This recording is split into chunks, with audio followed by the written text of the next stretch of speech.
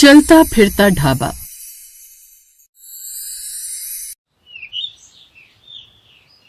मोहन अपनी पत्नी ममता, 5 साल के बेटे गोलू और अपनी बूढ़ी माँ के साथ एक छोटे से घर में रहता था। एक रोज सुबह सुबह ममता नाश्ता बना रही थी और मोहन घर के बाहर अपनी पुरानी साइकिल धो रहा था। ये साइकिल मेरा बहुत बड़ा सहारा है। तभी घर के अंदर से ममता ने अपने बेटे गोलू से कहा, गोलू जाओ पापा को जाकर बोल दो नाश्ता तैयार हो चुका है। गोलू बाहर भाग कर गया और अपने पापा से बोला, पापा नाश्ता तैयार हो चुका है, मम्मी बुला रही हैं। आपकी साइकिल तो बिल्कुल चमक गई। आप जाकर नाश्ता कीजिए, मैं इसे सूखे कपड़े से पोंछ देता हूँ। अरे वाह बेटा, तब तो मेरी मदद हो जाएगी। खैर मोहन अंदर जाकर नाश्ता करने लगा। नाश्ता करने के बाद मोहन अपनी साइकिल से ढाबे की तरफ निकल पड़ा। थोड़ी देर में मोहन अपने ढाबे पर पहुंच गया। थोड़ी देर बाद ढाबे का मालिक भी आ गया अपनी कार से। क्या बात है मोहन, आज फिर मुझसे पहले पहुंच गए, वो भी साइकिल से। खैर थोड़ी देर बाद बाकी लोग भी आने लगे। धीरे धीरे पब्लिक आने लगी और मोहन भी अपने काम में लग गया, क्योंकि मोहन खाना बनाने का काम करता था। तो इस तरह मोहन की जिंदगी ठीक ठाक चल रही थी। फिर एक रात जब मोहन अपने ढाबे से वापस घर लौटा तो देखा ममता और उसकी सास गोलू के सर पर पट्टी रख रही थी। अरे ममता, क्या हुआ गोलू को? अरे मैं आपका ही इंतजार कर रही थी। देखिए ना, गोलू को बहुत तेज बुखार चढ़ा है। मोहन ने अपनी साइकिल के आगे वाले डंडे पर अपना गमछा लपेट दिया और उसके ऊपर ही गोलू को बिठा दिया। इस तरह वो गोलू को लेकर डॉक्टर साहब की क्लिनिक पहुंच गया। अरे देखिए ना डॉक्टर साहब, इसे बहुत तेज बुखार चढ़ गया है। मोहन घबराओ मत, इस मौसम में ऐसा होता है। इसे बहुत तेज वायरल फीवर हो गया है। लगातार 3 दिन तक दवाइयां खिलाते रहना, ये बिल्कुल ठीक हो जाएगा। जल्दी से गोलू को लेकर जाओ और दवाई खिलाने से पहले कुछ खिला देना। तुम्हारे 300 रुपए हुए। डॉक्टर साहब जल्दी जल्दी में पैसे लाना तो मैं भूल ही गया। मैं आपको कल ढाबे में जाते हुए रास्ते में दे दूंगा। अरे नहीं नहीं, उसकी कोई जरूरत नहीं है। मैंने बहुत दिनों से मटर पनीर नहीं खाया। कल मैं तुम्हारे ढाबे पर आऊंगा और इन पैसों के बदले तुम मुझे मटर पनीर खिला देना। मैं अपनी पत्नी को भी लेकर आऊंगा। अरे अरे क्यों नहीं डॉक्टर साहब, ये तो मेरा सौभाग्य होगा। मोहन गोलू को लेकर घर आया, फिर उसे दवाई खिला दी। थोड़ी देर में उसका बुखार कम हो गया। 2 दिन में गोलू एक बार फिर से पूरी तरह स्वस्थ हो गया। फिर एक रात मोहन घर तो लौटा, लेकिन अकेले नहीं बल्कि अपने मालिक के साथ। मोहन के हाथ और पैरों में पट्टी बंधी हुई थी। ममता, उसकी सास और गोलू उसे इस हालत में देखकर हैरान हो गए। भाई साहब, क्या हुआ मेरे पति को? कुछ बोलते क्यों नहीं आप? देखिए, मोहन बाकी कर्मचारियों के साथ खाना बना रहा था, तभी अचानक गैस सिलेंडर ब्लास्ट हो गया, जिससे कई लोग घायल हो गए। उसमें से एक मोहन भी था। मैंने इसकी ड्रेसिंग करवा दी है। इन्हें कल ही किसी अच्छे डॉक्टर को दिखा देना। इनकी साइकिल मेरे ढाबे पर खड़ी है, मैं कल भिजवा दूंगा। इतना बोलकर मालिक वहां से चला गया। इधर मोहन को ममता ने बिस्तर पर लिटाया और उसकी मां रोने लगी। हे भगवान, ये क्या हो गया मेरे बेटे को? इतनी बड़ी घटना अचानक कैसे हो गई?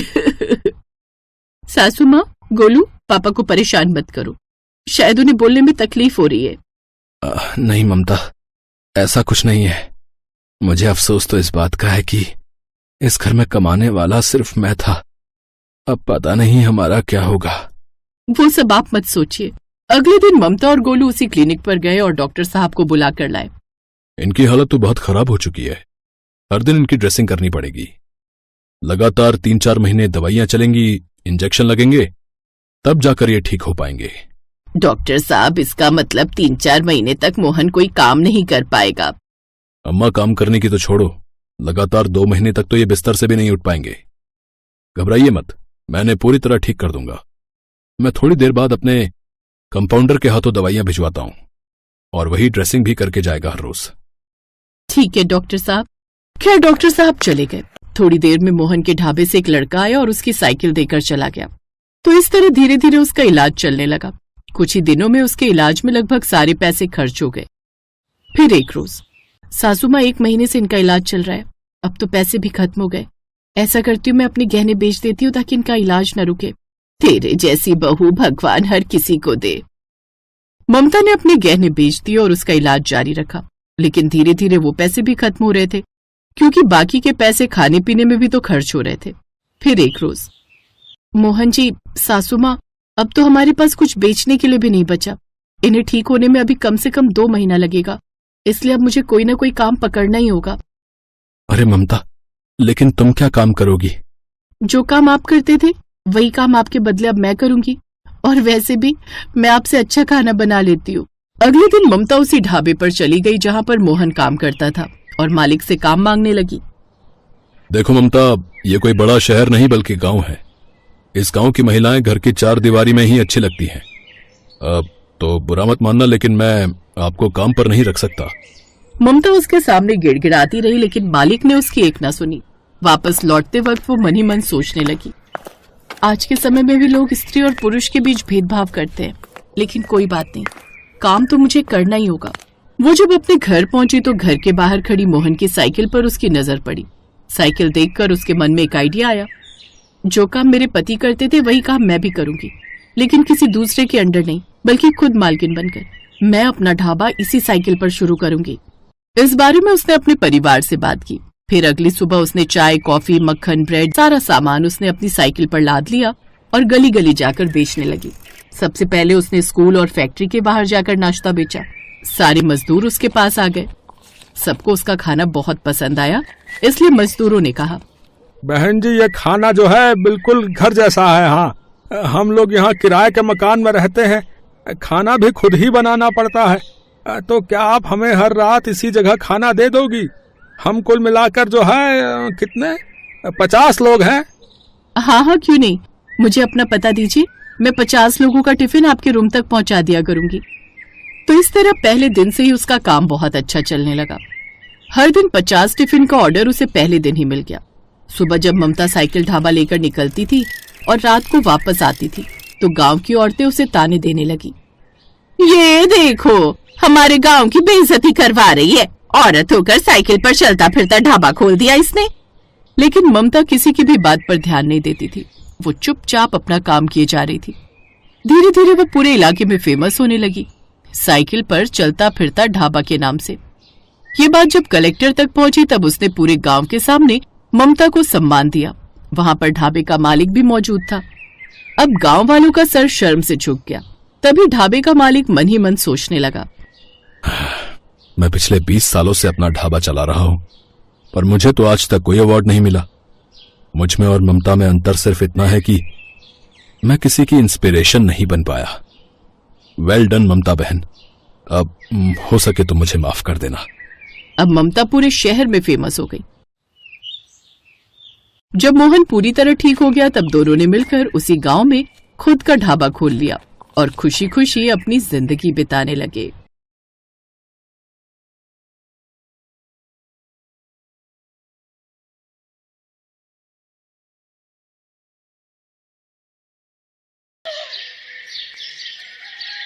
मनोहर पानीपुरी का ठेला चलाता था। उसकी एक 4 साल की बेटी थी और पत्नी शोभा दोबारा गर्भवती थी। मनोहर का परिवार बढ़ रहा था, इसी चिंता में वो ज्यादा मेहनत करता था। सुबह जल्दी उठकर पानीपुरी बनाने की सारी तैयारी करके मनोहर जल्दी ही काम पर निकल जाता था और शाम तक ठेले पर पानीपुरी बेचता था। मनोहर की पानीपुरी लोगों को बहुत पसंद थी, इसलिए ग्राहक भी आ ही जाते थे। मनोहर, पानी पूरी खिला भाई। आटे की या सूजी की भैया जी? दोनों तरह की खिला दे। है भाई, तेरी पानी पूरी खाने में इतनी स्वादिष्ट होती है कि मजा आ जाता है भाई। हाँ मनोहर भैया, 40 रुपए की पानीपुरी पैक कर देना, पानी थोड़ा ज्यादा कर देना। अभी कर देता हूँ। आने जाने वाले लोगों की नजर मनोहर के ठेले पर पड़ ही जाती थी और पानीपुरी तो एक ऐसी चीज है जिसे देखकर मुंह में पानी आ ही जाता है, इसलिए लोग उसके ठेले पर रुककर पानीपुरी खाते और आगे बढ़ते। पर कुछ दिनों से मनोहर के ठेले पर भीड़ आनी कम हो गई थी, क्योंकि मानसून आ गया था और रोजाना ही तेज बारिश आ जाती थी, इसलिए लोग सड़क पर कम रुकते थे। बिक्री पर असर होने से मनोहर की रोजी रोटी पर भी असर पड़ा था। ये लो, रोटी खा लो। शुभा, क्या बात है? चिंता में दिखाई दे रही हो। पूजा कहाँ है? दिखाई नहीं दे रही। वो पड़ोस वाली माला के घर खेलने गई है। वो शरद बाबू आए थे, मकान का किराया मांग रहे थे। बोल रहे थे 15 दिन ऊपर हो गए हैं, उन्हें अगले हफ्ते तक किराया चाहिए, नहीं तो हमें ये घर खाली करना पड़ेगा। उन्हें हमसे ज्यादा किराया देने वाले किराएदार मिल रहे हैं। अरे तू चिंता मत कर, इस हालत में तू चिंता करेगी तो बच्चे पर भी असर पड़ेगा। मैं शरद जी को कल बोल दूंगा, वो मुझे कुछ दिन की मोहलत और दे देंगे। मनोहर शोभा को तसल्ली दे देता है, पर वो खुद ही बहुत परेशान था। क्योंकि उसी शाम जब वो काम से लौट रहा था तो लोगों में बारिश और तूफान को लेकर चर्चा बनी हुई थी। अरे मनोहर, तुमने सुना क्या? मौसम विभाग का कहना है कि अगले 4 दिनों तक भीषण तूफान और बारिश के संकेत हैं भैया। सड़कों पर पानी भरा रहेगा, इसलिए हम सब ने तो सोचा है कि कुछ दिन घर से ही ना निकले। तुम ठीक कह रहे हो भैया, 2-4 दिन अब घर पर ही आएंगे। वैसे भी मेरी अच्छी खासी बिक्री हो जाती है, पर डर भी तो है बारिश में अगर बाढ़ आ गई तो, सड़कों पर पानी भर गया तो है, घर नहीं लौट पाए तो। मैं तो सोचकर ही घबरा रहा हूं भैया। चलो भाई चलो, समय से घर चलते हैं भैया। मनोहर उस शाम को हुई इस बात के बारे में सोच सोच कर करवट बदल रहा था। उसे समझ नहीं आ रहा था कि वो अगले दिन जाए या नहीं, पर उसे मकान का किराया भी चुकाना था, इसलिए वो मकान मालिक शरद से बात करने जाता है। शरद जी, मैं अगले महीने तक आपको किराया दे दूंगा। अभी बारिशों का सीजन है तो काम बिल्कुल भी नहीं है। देख मनोहर, मैंने घर किराए पर देने से पहले ही ये शर्त रखी थी कि मुझे किराया समय पर चाहिए, पर तू हर बार ही किराया लेट कर देता है। अब मैं और देर नहीं कर सकता। तू अगले 2 दिन तक मेरा किराया दे दे, वरना घर खाली कर दे।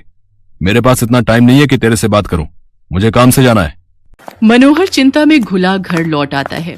उसके पास कोई और चारा नहीं था, इसलिए वो अगले दिन फिर से पानी पूरी का ठेला लेकर काम पर जाने लगता है। पड़ोस की सुनीता भाभी कह रही थी कि अगले 2 दिनों तक बहुत बारिश होने वाली है, आप 2-3 दिन काम पर ना जाओ तो अच्छा है। शोभा, मैंने शरद जी से बात की थी, वो नहीं मान रहे हैं। उन्हें अगले 2 दिन में किराया चाहिए, इसलिए मुझे पानीपुरी का ठेला लगाने जाना ही होगा। मनोहर घर से निकल पड़ता है। वो ठेला लेकर जब अपनी जगह पर पहुंचा तो उसने देखा आज बहुत कम ठेले वाले खड़े थे। उसे पता था कि सबने पहले ही मना कर दिया था, इसलिए सब 2-3 दिन घर पर ही रहेंगे। मनोहर अभी अपना ठेला तैयार कर ही रहा था कि अचानक तेज बारिश शुरू हो गई और बारिश लगातार तेज होती जा रही थी। मनोहर का पूरा ठेला बारिश के पानी से भीग चुका था। उसका बहुत नुकसान हो गया था। हे भगवान, कितना नुकसान हो गया। सोचा था आज थोड़ी कमाई हो जाएगी तो किराए के थोड़े पैसे देकर शरद जी को संभाल लूंगा, पर अब क्या करूं? आज तो 1 पाई की भी कमाई नहीं हुई। अब तो वापस घर जाने के सिवा कोई रास्ता नहीं। घर ही चला जाता हूँ। बारिश का पानी सड़कों पर भर रहा है, अगर कुछ देर और रुका तो यहीं फंस जाऊंगा। मनोहर अपने ठेले को अभी लेकर जा ही रहा था कि अचानक से एक गाड़ी तेजी से आती है और सड़क पर फिसलती हुई एक पेड़ से टकरा जाती है। अचानक हुए ऐसे हादसे से मनोहर दंग रह जाता है। वो देखता है कि गाड़ी एक महिला चला रही थी और बराबर में उसके एक छोटी बच्ची बैठी हुई थी। महिला की ज्यादा चोट आई थी और वो बेहोश हो गई थी। बच्ची को खरोंचे आई थी और वो दर्द से रो रही थी। मनोहर उनके पास जाता है और रोती हुई बच्ची को गोद में उठा लेता है। लोग उसका साथ देने से मना कर देते हैं। हे भगवान, न जाने ये कौन है। चुप हो जा बिटिया, इसके तो हाथ पर चोट आई है। अगर इन्हें कुछ ही देर में अस्पताल नहीं ले गया तो अनर्थ हो जाएगा। ए भैया, जरा ऑटो रोको। ए भैया, आओ भैया, जरा गाड़ी रोको। कोई रोक ही नहीं रहा, कोई भी मदद करने को तैयार नहीं हो रहा है। मैं इन दोनों को इस हालत में यहाँ मरने के लिए नहीं छोड़ सकता। मेरी आत्मा इसके लिए कभी हाँ नहीं कहेगी। अब मैं क्या करूं? अब तो एक ही रास्ता बचा है। मनोहर को कुछ समझ नहीं आ रहा था। उस महिला की हालत गंभीर होती जा रही थी, उसके खून बह रहा था। मनोहर जल्दी से अपने ठेले का सामान उतारता है और बड़ी मुश्किल से उस औरत को अपने ठेले पर लिटाता है और बच्ची को भी साथ में ठेले पर बिठाकर बारिश में भीगता हुआ बड़ी मुश्किल से एक अस्पताल में पहुंचता है। उसे इस हालत में देखकर अस्पताल के डॉक्टर और नर्स जल्दी से उस महिला को एडमिट करते हैं। मनोहर उस रोती हुई बच्ची को संभाल रहा था। बच्ची के हाथ में चोट थी। मनोहर ने अपने मोबाइल से अपनी पत्नी शोभा को भी फोन कर दिया था ताकि वो परेशान ना हो। कुछ घंटों बाद महिला को होश आता है। वो अपने पति को फोन मिलाती है। कुछ देर बाद उसका पति हॉस्पिटल पहुंचता है और अपनी पत्नी और बच्चे की हालत देखकर घबरा जाता है। डॉक्टर, सुषमा कैसी है? ये सब क्या हो गया? सुषमा, मुझे तो लगा था तुम अपनी मम्मी के घर पहुंच चुकी होगी। रोहित, मैं घर से निकली थी तो बारिश नहीं थी। मैंने सोचा आराम से पहुंच जाऊंगी, पर अचानक पता नहीं क्या हुआ, मैं गाड़ी संभाल नहीं पाई। कीचड़ में वो फिसलती चली गई और उसके बाद तो मुझे होश ही नहीं था। रोहित, ये भैया बहुत अच्छे हैं। आज इन्होंने मेरी और स्वाति की जान बचाई है। आपकी वाइफ ठीक कह रही हैं। आज की दुनिया में ऐसी मदद कोई नहीं करता। हमने अपनी आंखों से देखा था। ये भैया बारिश में अपने ठेले पर आपकी पत्नी और बच्ची को हॉस्पिटल लेकर आए थे। मैं आपका एहसान किस तरह से चुकाऊंगा? आपने जो मेरे लिए किया है, उस एहसान के बदले में आपके लिए कुछ भी कर सकूं तो मेरे लिए बहुत बड़ी बात होगी। बाबूजी, ये तो मेरा धर्म है। अगर मुसीबत में पड़े लोगों की जिसने सहायता नहीं की तो वो इंसान ही क्या। रोहित को पता चलता है कि मनोहर पानीपुरी का ठेला चलाता है। वो देखता है कि मनोहर बहुत गरीब और मजबूर है, जो अकेले ही बड़ी मुश्किल से अपना परिवार चला रहा है। मनोहर भैया, अब आपको चिंता करने की कोई जरूरत नहीं है। आपका मकान का किराया भी भर जाएगा और आपके परिवार की परेशानियां भी दूर हो जाएंगी। आपकी अपनी पानीपुरी और चाट की दुकान होगी, जिसको खुलवाना मेरी जिम्मेदारी है। रोहित की बातें सुनकर मनोहर के चेहरे पर खुशी झलक आती है। कुछ ही दिनों में रोहित मनोहर को पानीपुरी और चाट की एक बड़ी और अच्छी दुकान खुलवा देता है। मनोहर को उसकी अच्छाई का फल मिल जाता है और उसकी सारी परेशानियां दूर हो जाती हैं।